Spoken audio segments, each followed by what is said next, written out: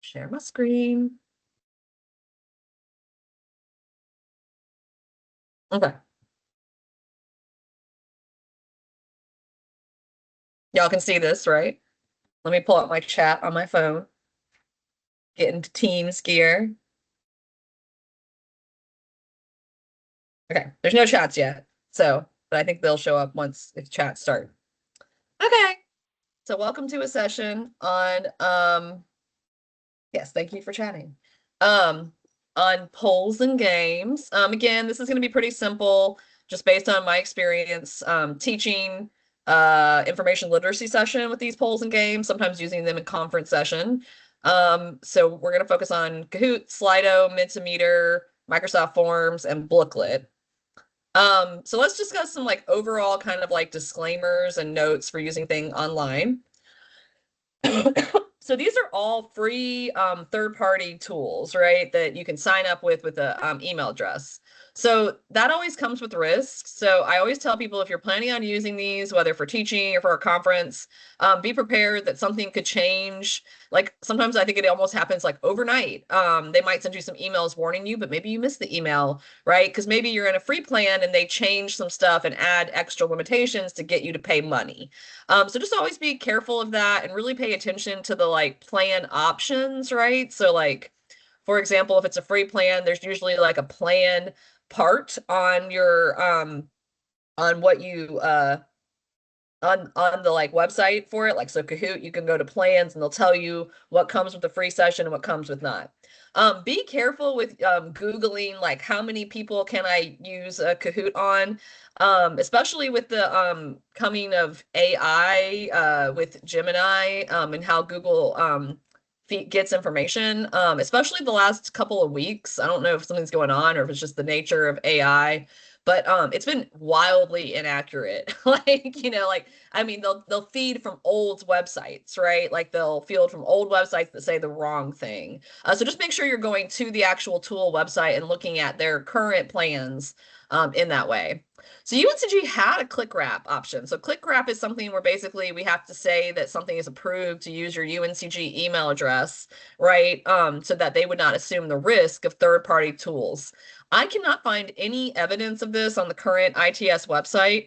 And I've asked around about it a little bit, and like everyone, I think because we've had some turnover and things have changed and we have so many third-party things right now, we're not officially doing that right now. But I still feel like I have to say in a recorded session for UNCG employees, like be careful when you're signing up for things with a UNCG email address. If you feel like at all any kind of issue with it, I just say like do some research, like go and look at some forums and make sure people are happy with it. There's nothing predatory about it. I have not found many of these predatory tools.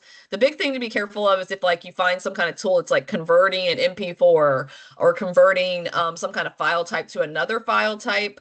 And most of them do take your data, right? So just be careful of anything where you're inputting files. But all of the tools we're covering today has no input.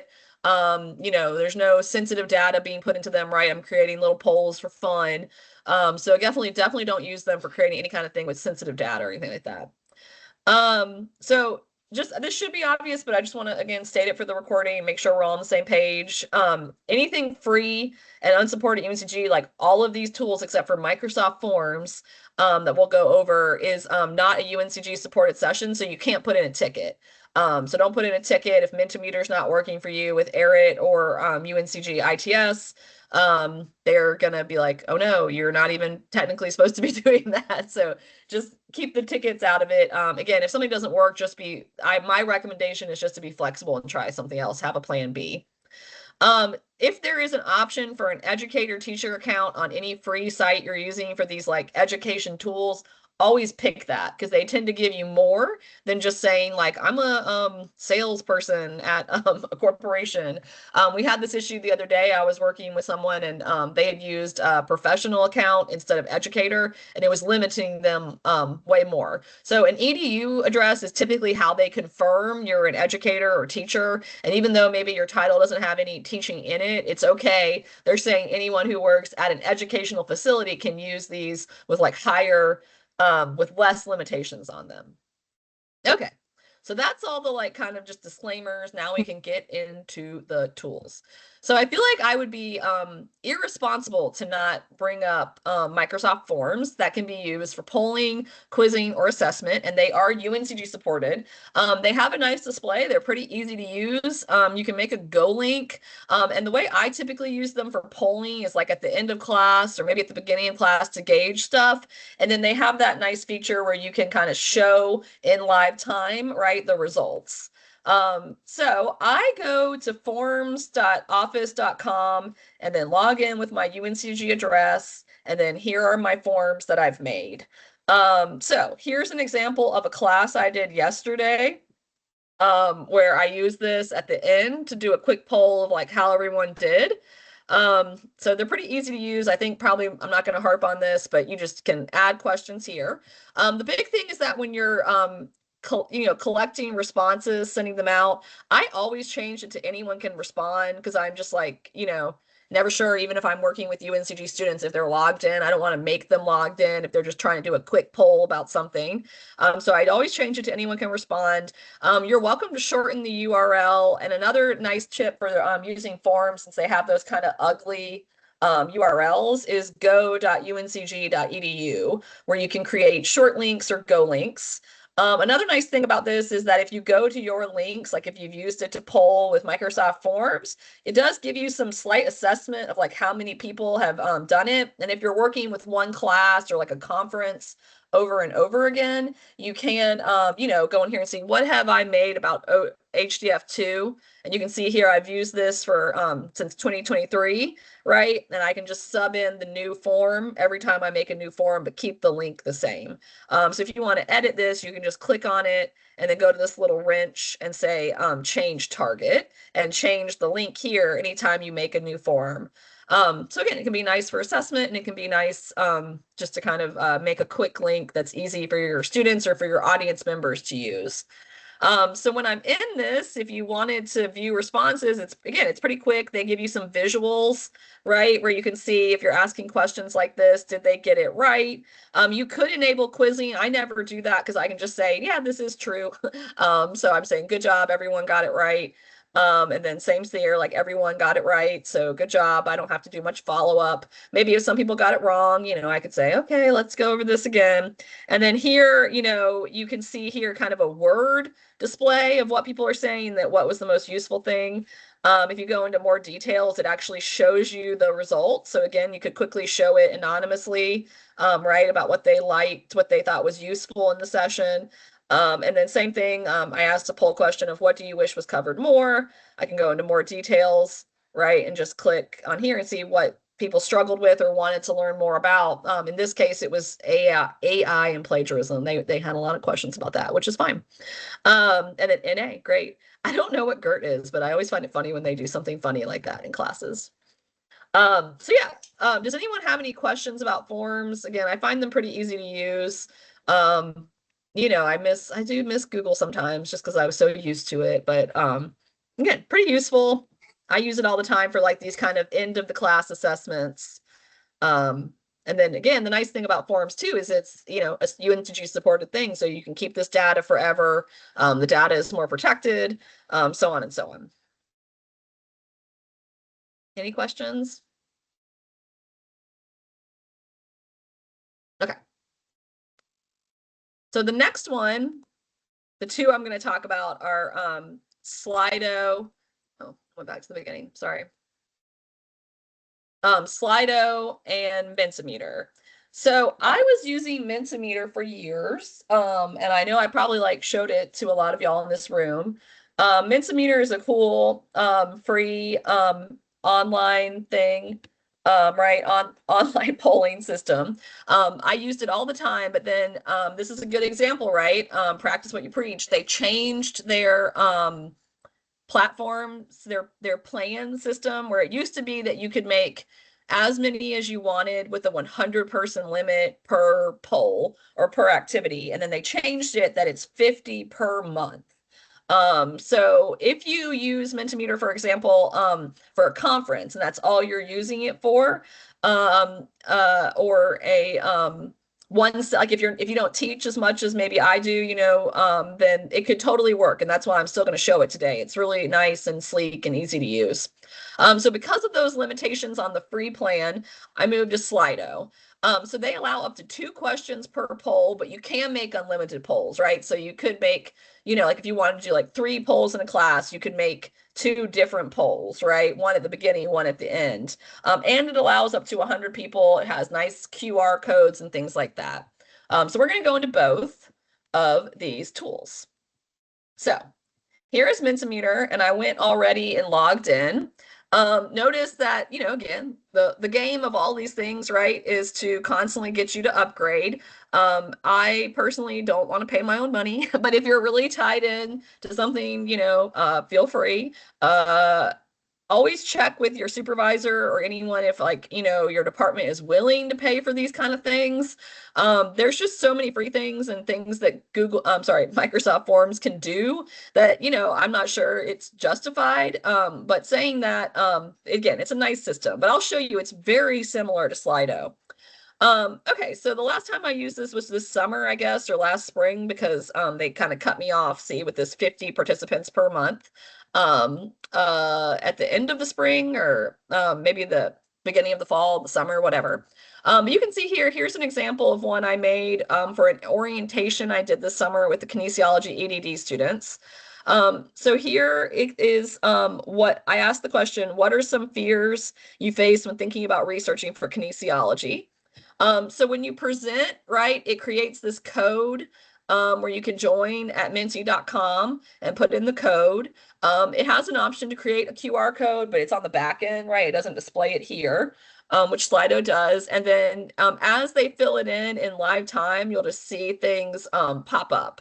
If you ask more than one question, you just go to next slide and then it will go there. But this was just one question at the time, open-ended.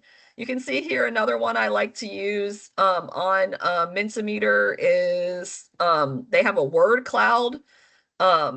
So here's the word cloud that I use for this HHS 150 class. I like this question for classes. How are you feeling today? Because it kind of gauges if like they're all going to be really tired, right? Or if a lot of them are tired, sleepy, right? Then bored. I know like it's not me, right? They came in here feeling that way. So same deal.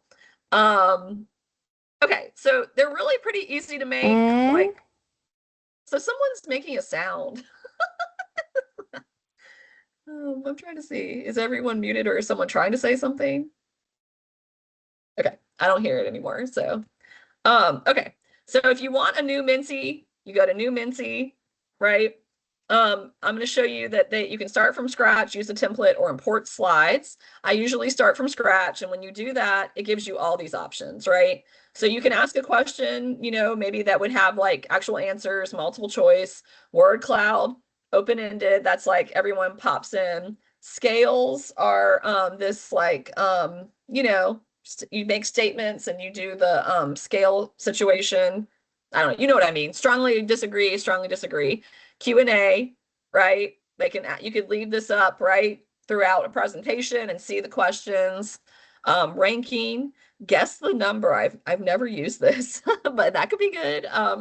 And then 100 points, ask participants to distribute 100 points across multiple items, right? I guess that's similar to ranking.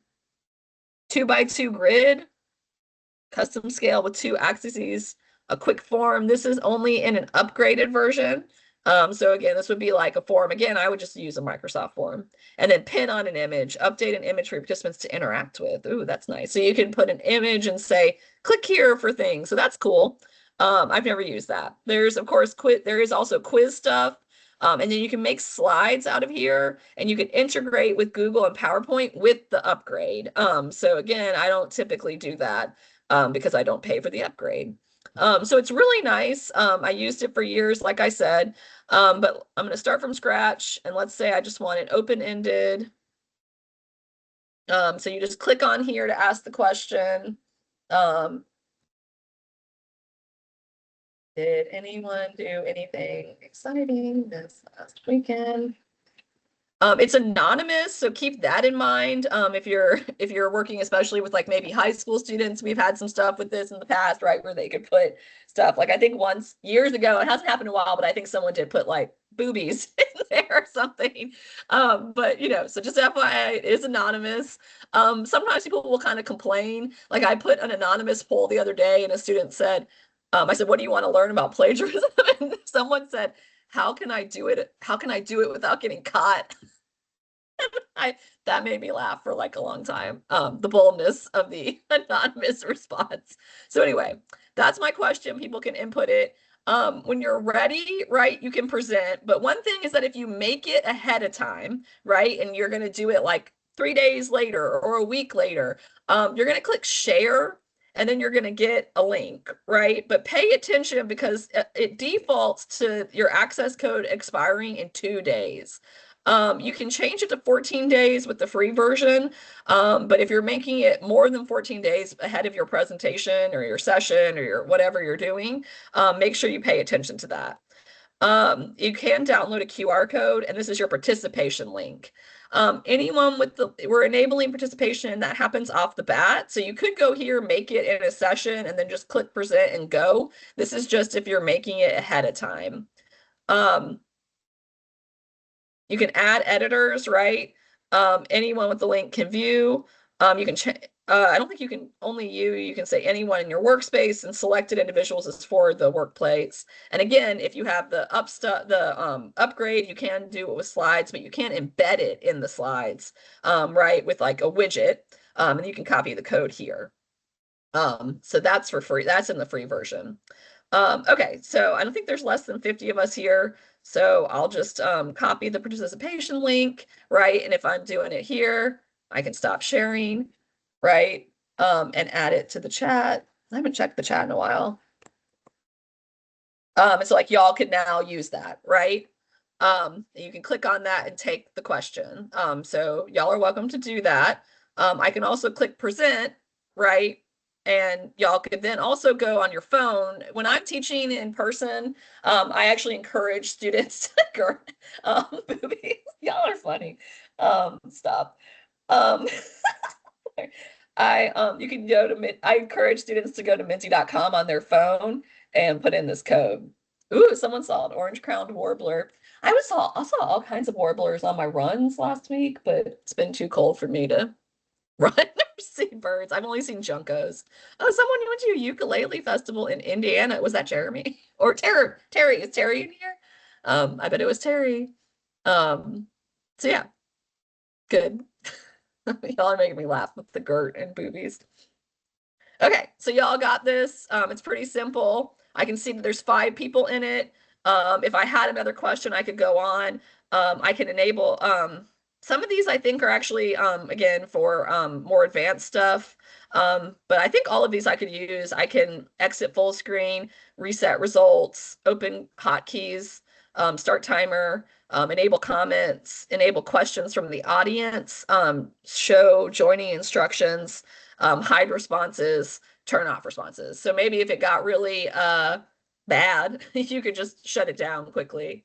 I usually just click escape to get out of it and then X out of it, right? And then here we are. You can title your presentations over here, and then they do stay in your results, right? So like, you know, later I can go and you can also make copies. So if you like use this once a month or whatever with your 50 people, you can duplicate, right? And then make a copy of something that you use maybe for another class. You can view the results, and you can also export the results. You used to be able to do that. I think you still can. Again, as long as you're staying within your limit, share, present. You can also present in Teams. I think that's in the free version too. I don't know how that would be different than what I'm presenting here. And then you can see results this way. See on the tab next to create, and you can export results here.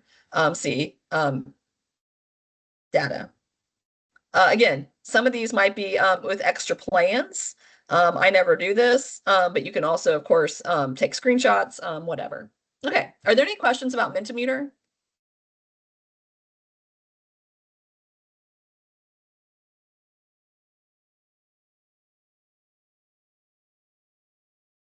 I opened up my chat. Okay. New messages. Um, okay, so Joshua asked, I thought you and Jenny were grandfathered in, so to speak.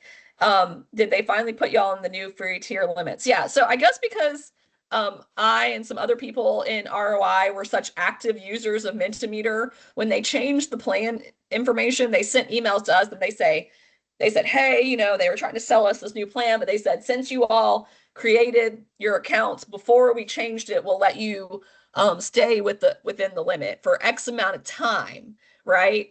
And then I ignored it and I was like, yeah, sure, whatever, if you're gonna let me stay with it. And then yeah, Josh, I think it was like last summer, summer 2024. I think at one point I went in there and there were like 50 people, and I was like, there it is. They finally got me. So once they put that limit on me, I moved here to Slido. So this is Slido. You can see it actually is pretty similar to Mentimeter, right? You can create as many as you want, I think. I have not seen any limitations. They also have integrations, right? Teams, Google Slides, PowerPoints. I haven't tested these, but they don't look like they're not free. So I don't know, we could play around with that. But here's where you create a Slido. I'll show you one I already made. Again, that same class, right? I showed you all. So here, uh, 2 questions. I asked them how they're feeling today.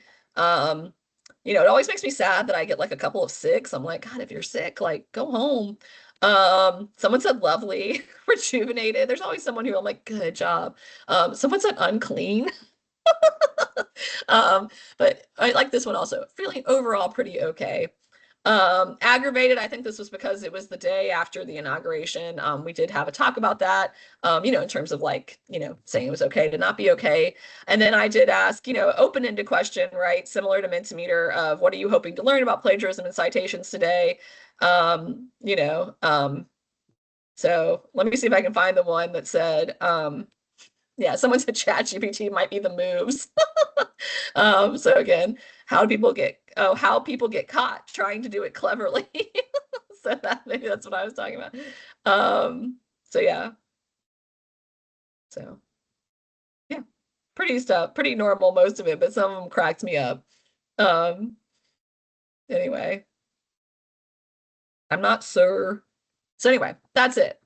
So it's pretty easy, again, similar to Mentimeter. When you want to share, here's your QR code. You can just copy it, right? And then put it in a presentation, right? Or a join link. I usually just go straight here when I'm teaching and then click present, right? And then see how it just, the results appear here. So you have to turn it on. If you don't turn it on from your screen, then they will get a link message that says, this hasn't been turned on yet.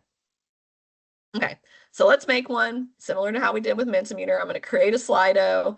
See, again, similar to Mentimeter, pay attention to the end date. It defaults to being like 3 days.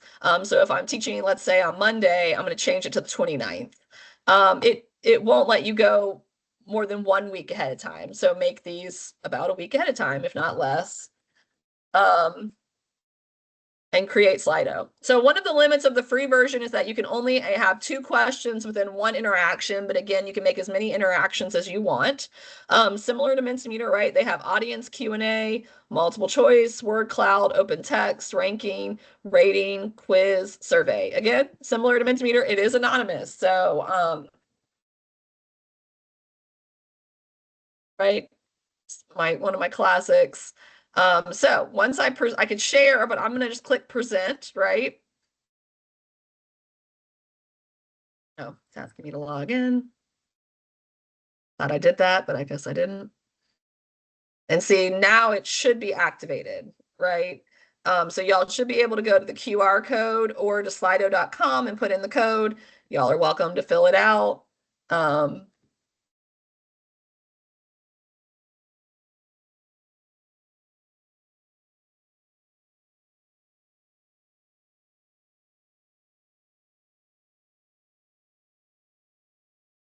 Unclean, yeah.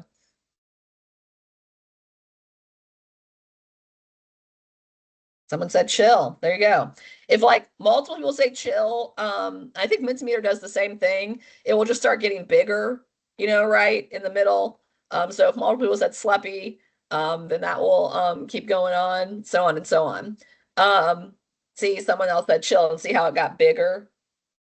Cozy. I like that one. And the cold. So on and so on.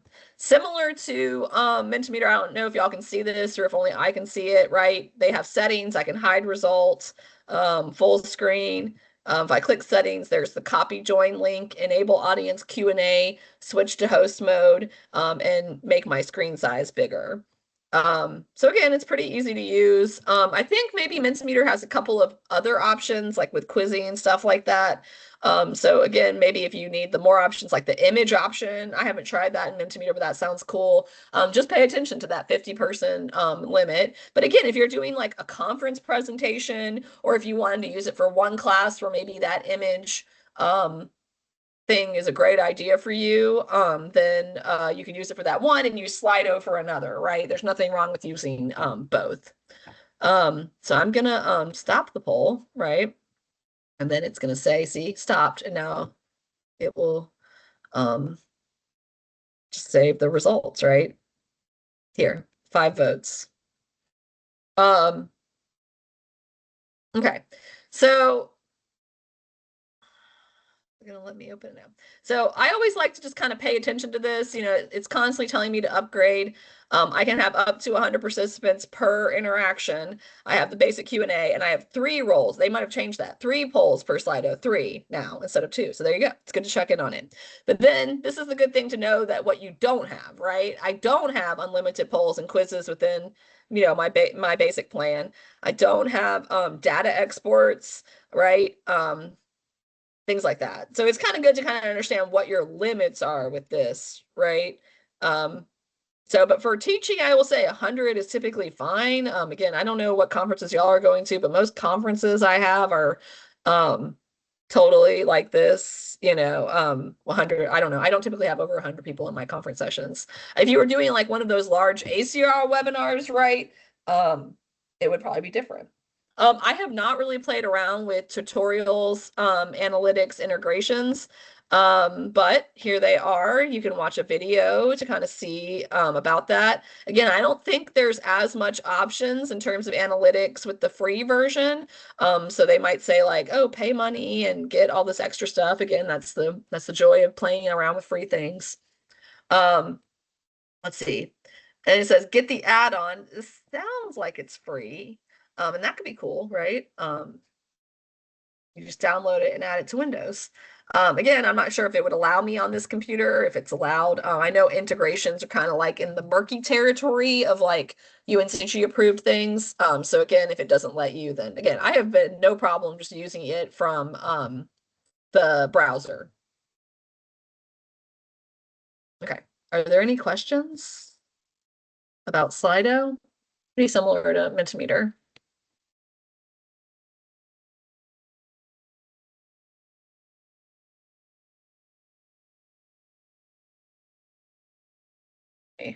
Open up my Teams.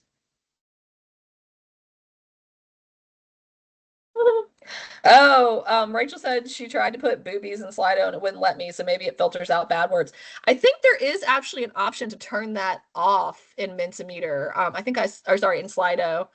So test. Let me see. I feel like I saw something once when I was making it. So word cloud, whole settings. Yeah. So it automatically turns on a profanity filter. So you can turn that off if you wanted.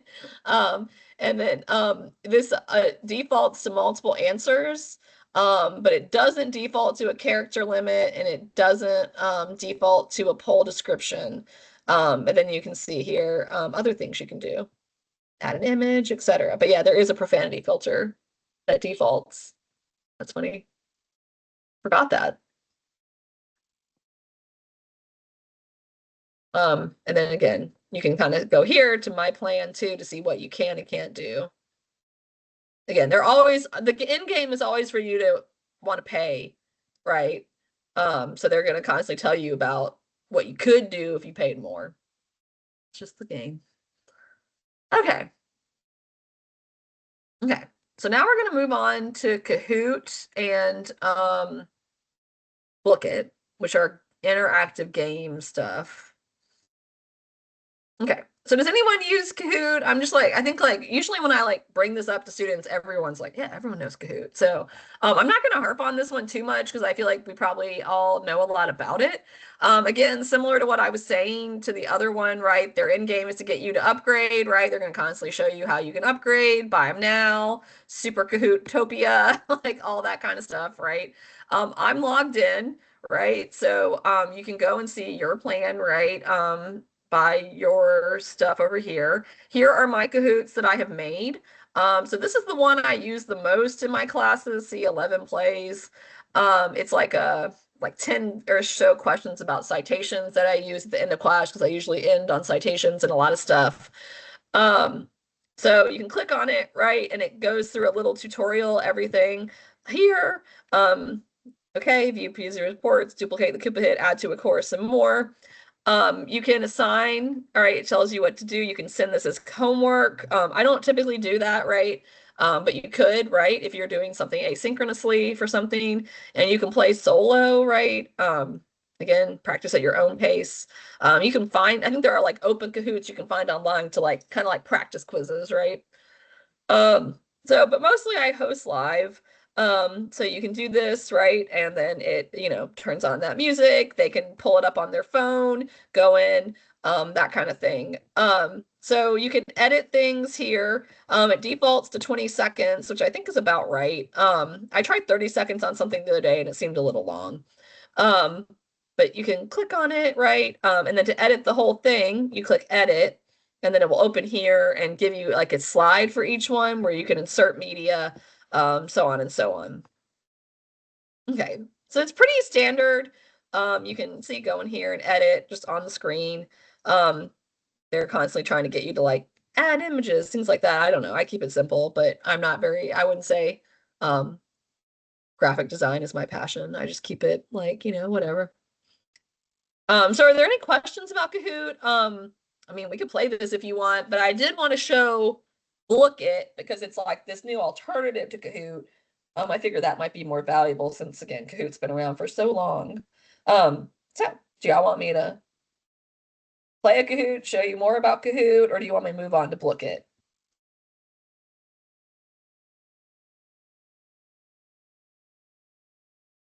New thing. Okay, I'm hearing a couple people say Blooket and new things. So let's go to Blooket. Okay, credit where credit's due. My fourth grader showed me Blooket. my fourth grader first came home, excited about Kahoot, like I think in third grade. And I was like, yeah, I love Kahoot. Like, and I told her I used it at my work sometime. And she, thought that was cool. And my kids very rarely think I'm cool. And then earlier this year, she came home and was like, Mom, have you used Blooket? It's like Kahoot, but better. And I was like, what? And I looked into it and I would confer that I think Blooket is actually a little bit better in some ways than Kahoot. So one of the ways that it's better is that if you set up an educator account, right, since you have an EDU account, instead of the 40-person limit that Kahoot gives you, because with the free version, only 40 people can play this at a time, this one goes to 60, which to me in my teaching makes a huge difference, right? Like I might have 45 people in a class and I'm always like, well, then I don't want to leave anyone out of the Kahoot, so I never do it. But with 60, right, that's like a better, like yesterday I taught and the class had 62. So I was like, I'm going to do Blooket because like most likely 2 people aren't going to show up on a really cold day. And it worked out great. So of course, you can pay attention to the difference between the free versus the plus. I've been using the free now for like, I would say about a month and I've had no issues. It's pretty easy to use. So here's one I made, which we can go over, but they're easy to create. You just say create, right? Very similar to Kahoot. Like I am like, kind of like wonder if they're the same, right? Company. But we'll say ULVC tests, we're making a game. You can, image gallery, upload a file, upload URL. I think there are storage limits with this, right? So just be careful of that. You can import something. You can do a CSV import. I have not messed around with these, so I'm just going to make one manually and then create. So to add a question, click add question. Again, very similar to Kahoot, right? So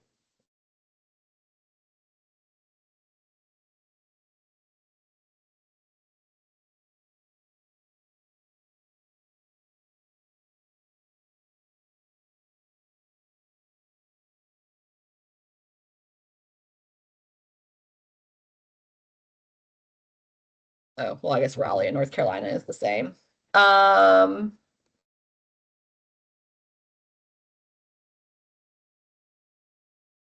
okay, right. You have an option to upload an image, do math, and also insert audio. Again, it defaults to 20 seconds. It defaults to multiple choice, but if you click this, you can also do a typing answer.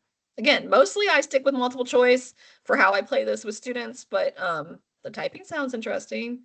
Oh, and I, of course, pick a correct one. Y'all are going to see what the correct ones are since I'm showing you how to do this, right? Um, you just keep going, right? Mhm.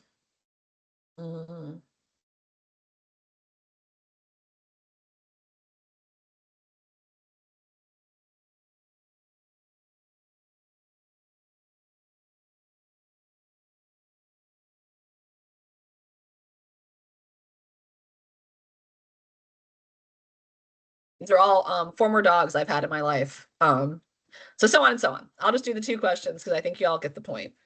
You can, of course, then also do a spreadsheet import, show answers, question bank. The nice thing about this is if you're done with your students, right, you can click on it and it shows you the right answer. So you could go over it with them at the end, right? If you needed to clarify anything. You can just save set, and then there it is. I now have two Blookets, right? So here's the plagiarism one that I did the other day. Okay, so be prepared. I'm about to click host, and it's kind of loud, and I'll try to turn it off as soon as possible, but we can play this. Okay, so one of the things about Blooket is that they have multiple options. So classic is the most like Kahoot, and that's what we're going to play today. But I did experiment some of these other ones, and I talked to my fourth grader about all the other ones. So a lot of the other ones, like we played Deceptive Dinos and Fishing Frenzy and Crypto Hack. What they do in these is that when you click it, right, it basically gives them 7 minutes and it's self-paced. See, Gold Quest, 7 minutes. And then the students go and do it on their own. And you sit here and like let it happen. And then after 7 minutes, you can go over the results and then there's a winner. But they're off doing things on their own. So a lot of these things have something where like the students can like steal points from each other and like, like go fishing for more points. So they have all these like, it's like very game based, right? Like, and they go off and do it on their own. If you wanted something like Kahoot where you're kind of leading them through it, not like this asynchronous interaction, classic is what it is, right? See, simple, synced, high frequency, right? Simple, and it tells you right here, right? 2 minutes ideal, 6 ideal. You get up to 60 max, and plus max is if that we were to pay more money, you could get up to 300. Okay, so I'm gonna click host, and I'm gonna try to turn the music off fast. I'm sorry. All these games have this. Okay. You can change these route, right? Um, use random names, random question order, number of questions, right?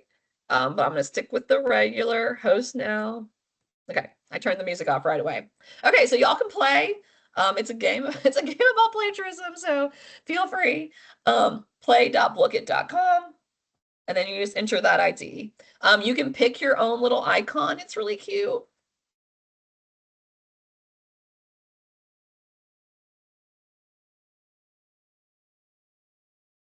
Gert. There was a Gert in the session too. This person who was Gert was really holding to it the whole time.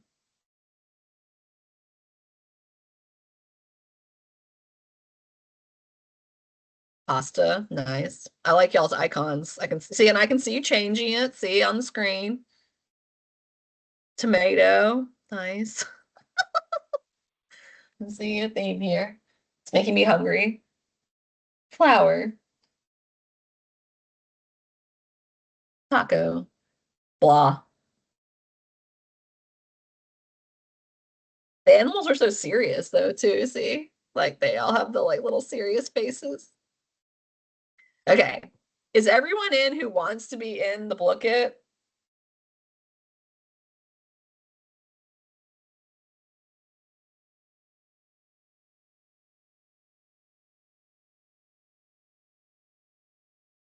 Okay.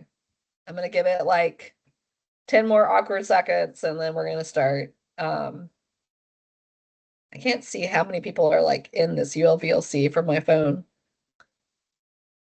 but I feel like there might be more than 6, so I'm just gonna give it a second. Okay.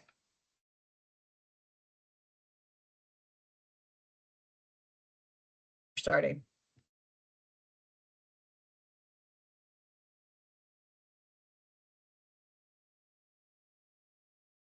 True or false? Copy and pasting text from Wikipedia into your paper without citing is plagiarism.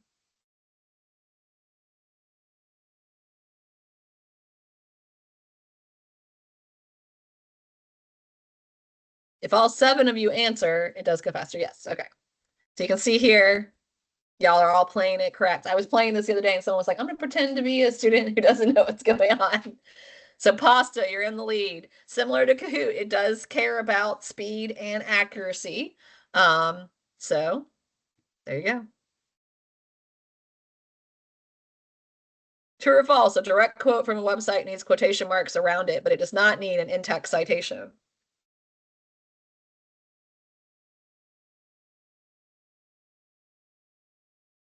Y'all got it. Y'all are too good, librarians. Okay, blah, pulled ahead.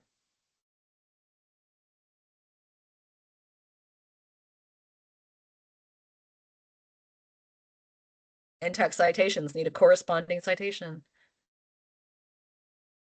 Oh, some people got that wrong.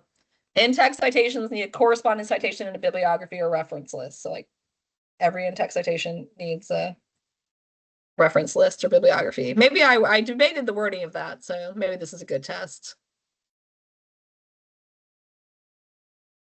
Every time you use AI, it's plagiarism. This was designed for a Mac level undergraduate course. This is a question that shooketh them.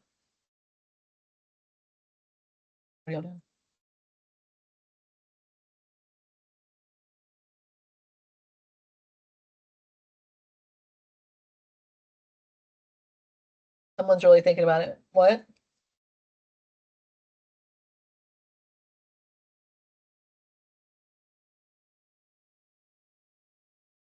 False. You can use plagiarism in some things, right? Depending on the syllabus statement. Okay. Pasta pulled ahead. They all have names. My 4th graders watching this in the background. UNCG instructors all have the exact same plagiarism statement on their syllabus. This also blew students' minds when I went over yesterday. Hey, boo, you're on camera. And I am going to put this on YouTube probably.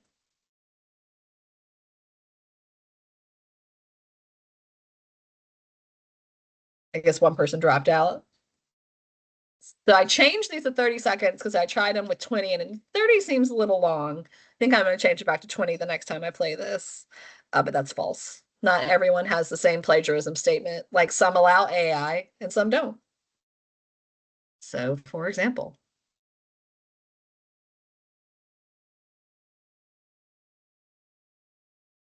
plagiarism does not exist outside of college or university.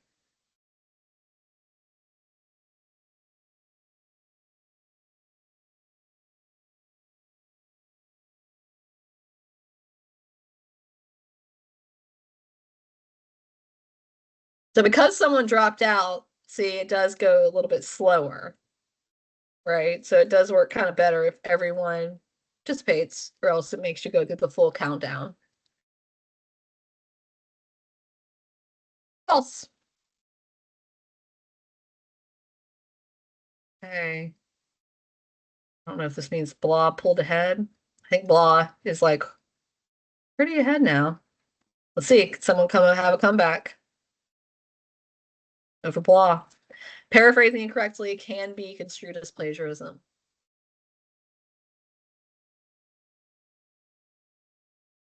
Let's see what happens when I click next, since this one person has dropped out. True. So it just takes that person away, I guess, from that. Flower got third, pasta got second, and blah got first. Good job. I don't know who blah is, but congratulations on this meaningless thing. um Putting false before true is devious. Yes. Well, there you go. I don't think I did it. I don't know if I did that or if Blooket did that. That's a good question, actually. Yeah, I tell classes that their prize for winning is the memory swag. I've started bringing swag to classes when we play Blooket or Kahoot, and I give the winners swag, and they get really excited about it. So good use of swag, in my opinion. Then you can view report, right? Afterwards, you could go over it. You could be like, what are people getting incorrect? You can go over the leaderboard, see that blah got 86 correct, 86% correct, which I think they must have been a little bit faster than pasta. But pasta was right there, so on and so on. Okay. So that's everything I had to share today here. I think I forgot to delete the rest of my weird template, in PowerPoint. So I'll do that and then I'll send you all this. But as I'm doing that, do y'all have any questions? Or do you have other tools you want to share?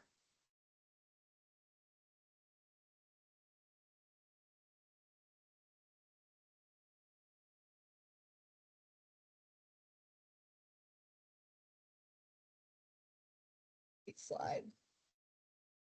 Okay. Stop sharing for this part. Yeah. So Joshua, do you want to talk about Polly? You don't have to. Sure. Yeah, it's not going to look very impressive next to all these wonderful free things, but let's see. So yeah, Polly, I can give you an example. Let's see, go.uncg.polly live, which I can put in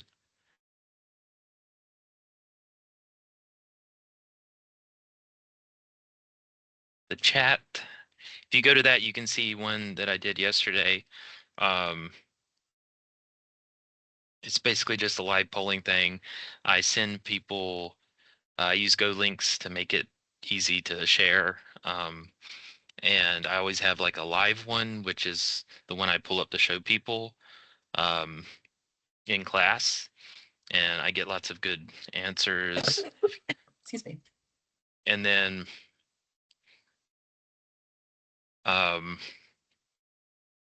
yeah, if you click on the pulley in the upper left, that's actually a link.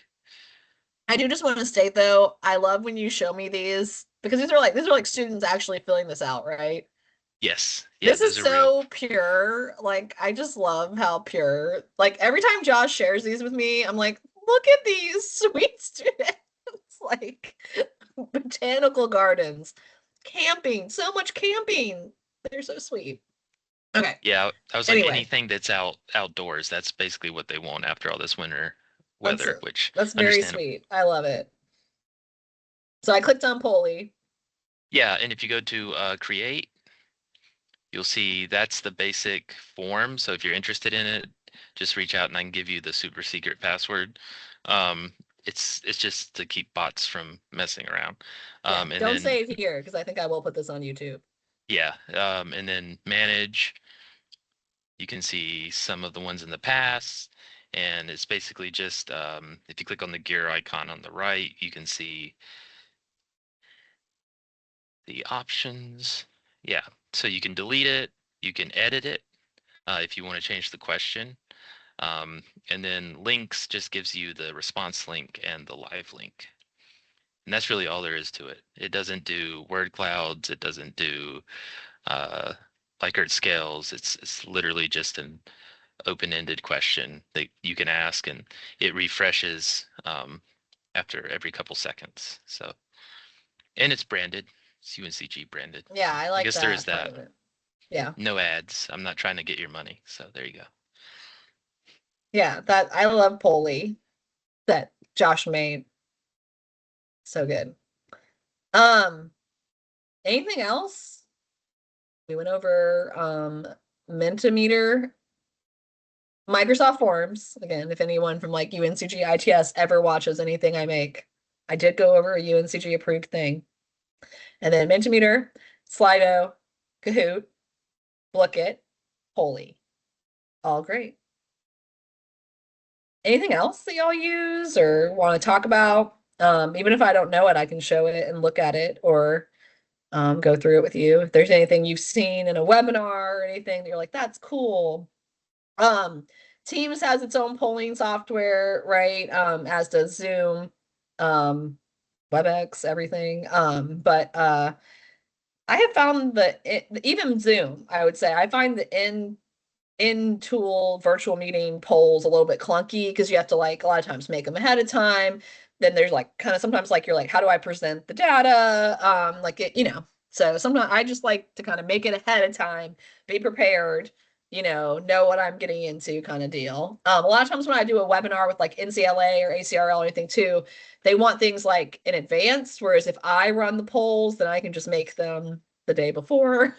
You can see my planning schedule and how I work. But yeah. Anything else? As we're heading towards the hour.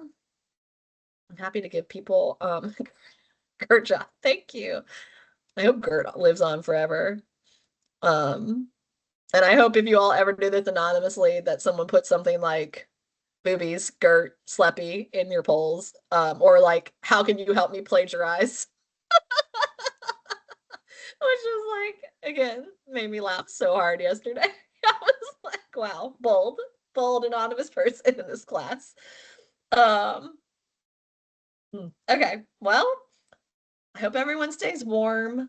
Um, I hope if you have kids at home today that you get through remote learning. Um, and so on and so on. Anything else before we end this? Staring at a lot of blank screens, which I get it. I'm used to being on YouTube looking like this, but I get it. Not everyone wants to be.